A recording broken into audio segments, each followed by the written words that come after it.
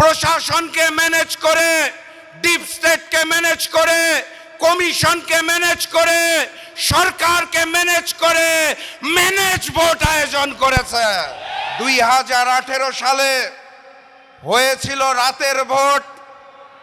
2024 সালে আমরা দেখেছিলাম ডামি ভোট।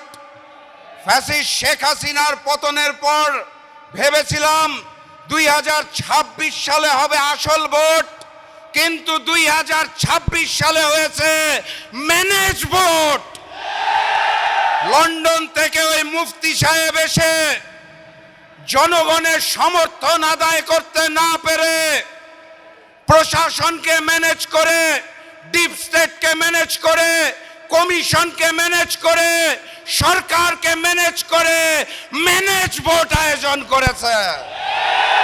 এখানেই শেষ নয়, তারা ভোটের পরে ঝাঁপিয়ে পড়েছে নির্মমভাবে জনগণের উপরে।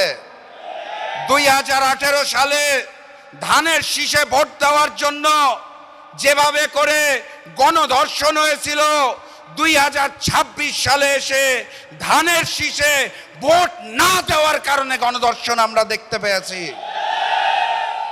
মজলুম যখন জালিম হয়ে যায় তখন আল্লাহর আরশ কেঁপে ওঠে।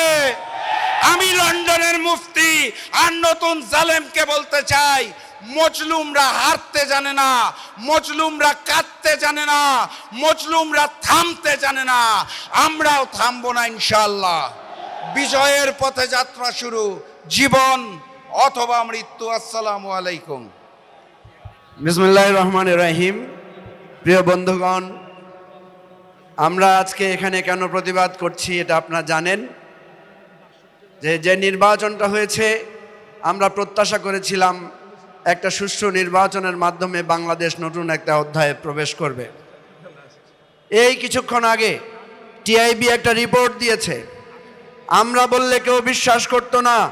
টিআইবির রিপোর্ট এটা স্পষ্ট করে বলে দিয়েছে প্রত্যেকটি স্তরে এই নির্বাচনকে ম্যানিপুলেশন করা হয়েছে। জাল ভোট, নির্বাচনের ফলাফল পরিবর্তন করা, ভোটারদেরকে কেন্দ্রে প্রবেশে বাধা দেওয়া, এইভাবে প্রত্যেকটি স্তরে অর্থের বিনিময়েও ভোট কিনে এই নির্বাচনকে কলুষিত করা হয়েছে। কি দরকার ছিল? কি দরকার ছিল? জনগণের রায় যদি আপনাদের পক্ষে থাকে হয়তো আপনারা কিছু সিট কম পেতেন, কিন্তু এত অধৈর্য হয়ে গেলেন। এই অধৈর্য নিয়ে কিভাবে রাষ্ট্র চালাবেন? আপনাদের যেই কলঙ্ক তিলক কপালে লেগেছে এটা দূর করার জন্য অবিলম্বে ব্যবস্থা নেন, তদন্ত করেন। আমার আহত ভাই বোনদের উপর নির্যাতন করবেন না। রক্তের বদলা নেওয়া আমরা জানি, আমাদেরকে আবার রাজপথে টেনে আনবেন না। লড়াই করতে হলে আমরা আবার লড়াই করে গণতন্ত্র ফিরিয়ে আনবো ইনশাআল্লাহ। খোদা হাফেজ। বাংলাদেশ জিন্দাবাদ। আলহামদুলিল্লাহ রাব্বিল আলামিন, ওয়াসসালাতু ওয়াসসালামু আলা সাইয়্যিদুল মুরসালিন ওয়া আলা আলিহি ওয়া সাহাবিহি আজমাইন। অধ্যকার বিক্ষোভ মিছিল পূর্ব সমাবেশের সম্মানিত সভাপতি, জাতীয় নেতৃবৃন্দ, বিভিন্ন এলাকা থেকে আগত ভাইরা, সাংবাদিক বন্ধুগণ, আসসালামু আলাইকুম ওয়া রাহমাতুল্লাহ। সংগ্রামী বন্ধুরা আমার, ডাক্তার ইউনূস যেদিন লন্ডনে ছুটে গিয়েছিলেন তারেক রহমানের কাছে, সেদিনই বাংলাদেশের নির্বাচনের ফলাফল চূড়ান্ত হয়েছে। তারেক রহমান বাংলাদেশে এসে বলেছিলেন আই হ্যাভ এ প্ল্যান।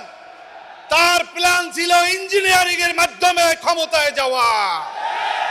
আমরা বলতে চাই, অনেক বেশি আসন পেয়েছেন, অনেক বড় জয় হয়েছে মনে করছেন, কিন্তু বড় মনের পরিচয় দিতে হবে। যদি বড় মনের পরিচয় দিতে না পারেন, আজকেই কিন্তু সূচনা হয়েছে।